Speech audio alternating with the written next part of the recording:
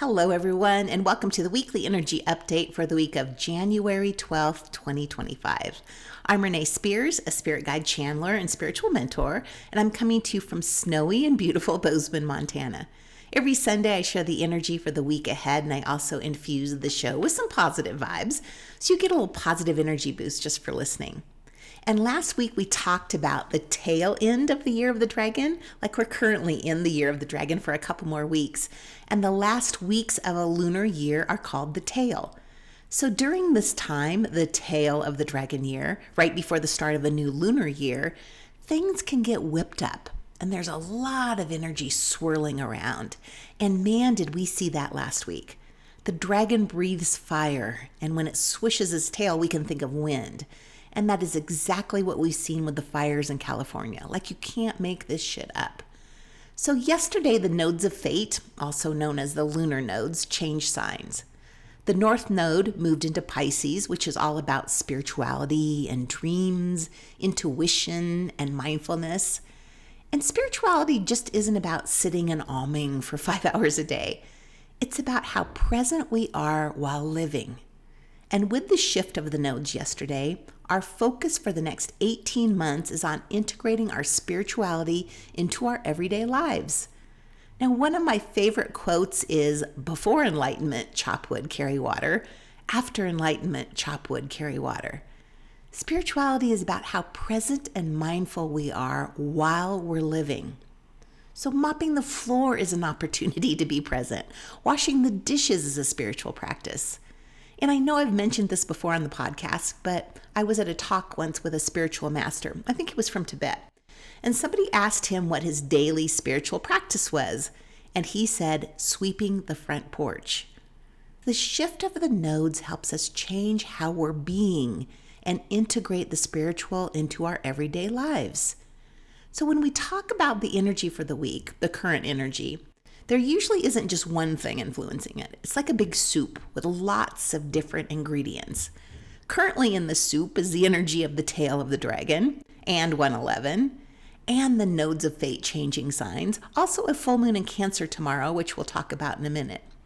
So the current energy of the soup is about being very mindful and appreciative of the present moment. All of us will experience some type of instant life shift, all of us.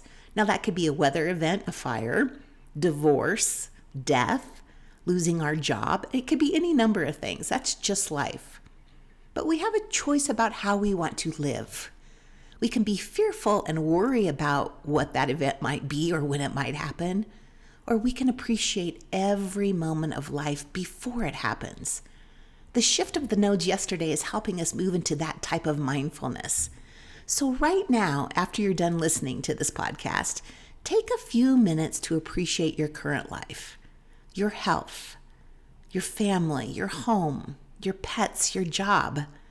Living in this state of appreciation is our work for the next year and a half. And really what I should say is living in this state of appreciation is our gift for the next year and a half. Tomorrow is the first full moon of the year. It's the wolf moon. And the wolf moon gets its name from the howling wolves often heard this time of year. It's also known as the cold moon, the snow moon, and the ice moon. And this full moon is taking place in Cancer.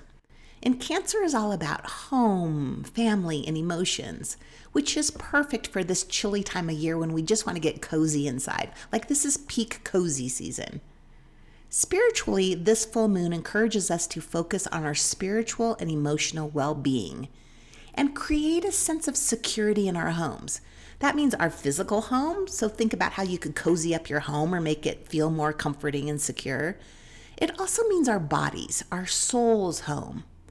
So what would make you feel safer this year so that you don't get out of balance? Maybe prioritizing rest and relaxation, maybe booking some vacations and time off, maybe getting your diet and your exercise dialed in. There are no coincidences in how the energy of the year is laid out. Like, if you've been listening for a while, there's no doubt you've noticed how perfectly one thing prepares us for the next. Like, we know this year is full of transformation and endings. And this full moon is our opportunity to prepare for the year. Preparing our homes to be our safe space. Preparing our bodies for changes. preparing emotionally and spiritually by being more present. All of this prep will help us embrace this year instead of fearing it. And the moon loves to be in Cancer. There's lots of comforting, cozy energy with it there. But there are also some tenser energies with this moon because of the presence of both Mars and Eris. Like Mars has been active in the soup since October when it went retrograde, and it's very active around this Cancer full moon. And many of the Mars retrograde things we've been working on will be charged up at this time. So this could feel like tension in our home and our family life, or maybe the pressure to be everything to everyone. Part of what Mars retrograde is getting us to focus on is what we're choosing to give our time and energy to. You may realize that some of the ways you've been doing things or beliefs you've had need to be updated. It's time for a change. Eris is known as the goddess of discord and strife and is the sister of Mars. So Eris can bring destruction and unsettling energy, but it's for our own good. Eris sees what's old, broken, and outdated, or is in need of a revamp, so it can be healed, or fixed, or released.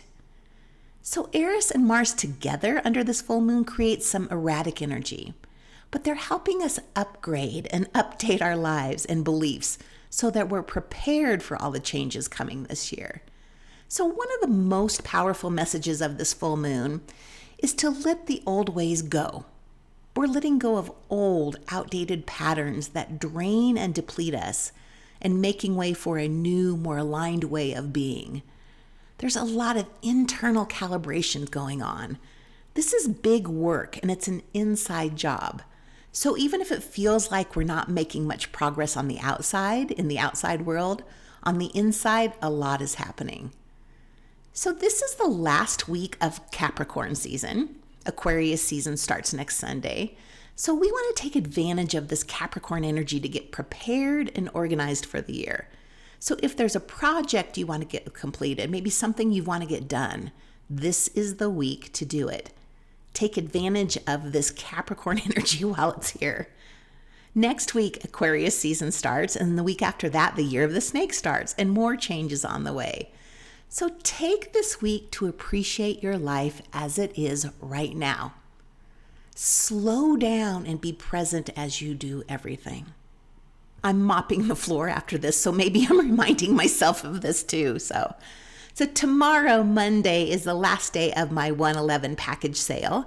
You get 2 30-minute sessions for only $111. You can also use the package for one 60-minute session. Also, the Cosmic Clarity Bundle has been extended until the end of the month to help you have some clarity about the changes happening in your life. So you get a spirit guide channeling session with me, an astrology reading with Teresa Tran, and a tarot card reading with Ellen Brown. All 3 of those for only $225. So both of these are super great deals. Don't miss out. There are links in the show notes, or you can go to my website, abundology.com. So thank you for listening, subscribing, and sharing the podcast with a friend. I have in-person clients this coming week, and my mom is coming for a visit this week too. So I'm spending the day cleaning and making my home nice and cozy. So happy full moon, everyone. I will talk to you again next week.